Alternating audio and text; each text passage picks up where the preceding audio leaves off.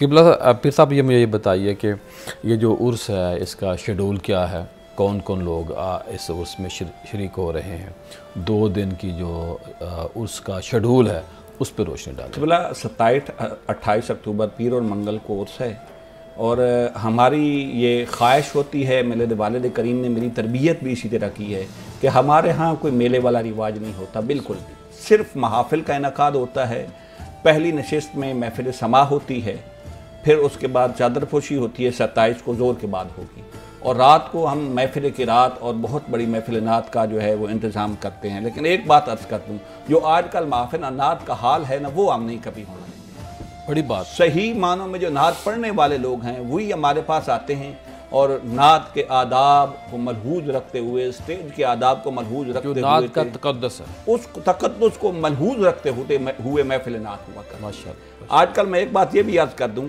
यहाँ ये कहना फ़र्ज़ है मेरा, अब तो हम इस दौर से गुजर रहे हैं और जहालत की इंतहा है कि नात पढ़ रहा है ना तो पीर साहब आए हैं तो वो खलीफा कहता है नहीं नात को छोड़ो, ये पीर साहब की मनकबत पढ़ें और पीर साहब का नाम ले जाए, नबी करीम सल्लल्लाहु अलैहि वसल्लम की बात, वो भी फिर पीर के नाम पे ज़्यादा पैसा देते हैं वहाँ पे। ऐसा ही होता है, ऐसा ही होता है। और फिर हमारी आखिरी नशिस्त जो होती है ना, उसे हमने सैयदना गौसुल आज़म रज़ी अल्लाह तआला अन्हु, चूँकि हमारा सिलसिला कादरिया है तो उनकी नाम से मंसूब किया हुआ है सैयदना गौस आज़म कान। किबला पीर साहब को नक्शबंदी हो, चिश्ती हो, सोरवर्दी हो, नशाही हो, कादरी सारे ही हैं, कादरी सारे हैं, इसमें कोई शक नहीं। हज़रत गौस पाक के सारे गुलाम हैं। बिल्कुल माशाअल्लाह। चूँकि विलायत हुज़ूर गौस आज़म रज़ी अल्लाह तआला अन्हु की बारगाह से मिलती है, मोहर उनकी बारगाह, हर सिलसिला वहाँ जुड़ा हुआ है, हर सिलसिला वहाँ जुड़ा। माशाअल्लाह। तो मैं अर्ज़ कर रहा हूँ वहाँ फिर हमारे, मैं मुल्क भर से जितने मेरी न्याजमंदी है तमाम मशाइख के साथ, वो करम फरमाते हैं, वो तशरीफ़ लाते हैं, सारे मशाइख इज़ाम भी तशरीफ़ लाते हैं।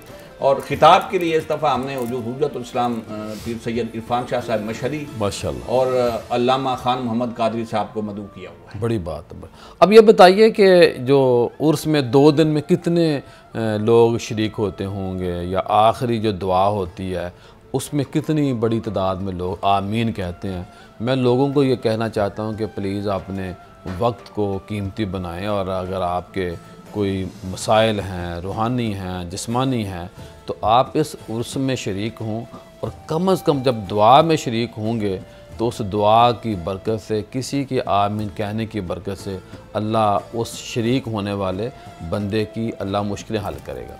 किबला मैं अर्ज़ करता हूँ कि हमारा दरबार शरीफ अब भी जो है ना, अब भी कस्बे में है, देहात में, झंग से कोई 10-12 किलोमीटर दूर है। सही। लेकिन ये अल्लाह वालों का एक अपना एजाज़ होता है जनाब, और उनका अपना एक जो मखलूक खुदा की तरफ एक खिंचाव होता है मखलूक के दिल में।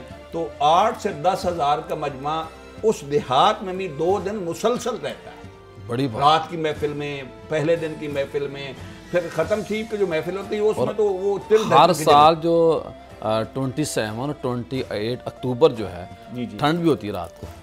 किबला मोतदिल मौसम होता है, रात को भी गुजारा चल सकता है, क्योंकि इतने लोग ज्यादा होते हैं, आपको पता है। हाँ, ये भी है, मुश्किल होता है, गर्माइश मिलती है, गर्मी भी और सर्दी भी नहीं होती, तो दिन को भी जरा पंखे के साथ गुजारा चल जाता है। और रात को बताइए कि पहले जब हम छोटे होते थे उस वक्त तो नीचे वो जो चावल का वो होता है, क्या उसको प्रयाली हम बोलते हैं, वो पहले होती थी। फिर गंदा जो गन्ने का होता है वो उसको हम क्या चूरा कहते हैं, चूरा कह लें, या दूसरे का नाम हम नाम में भूल गए।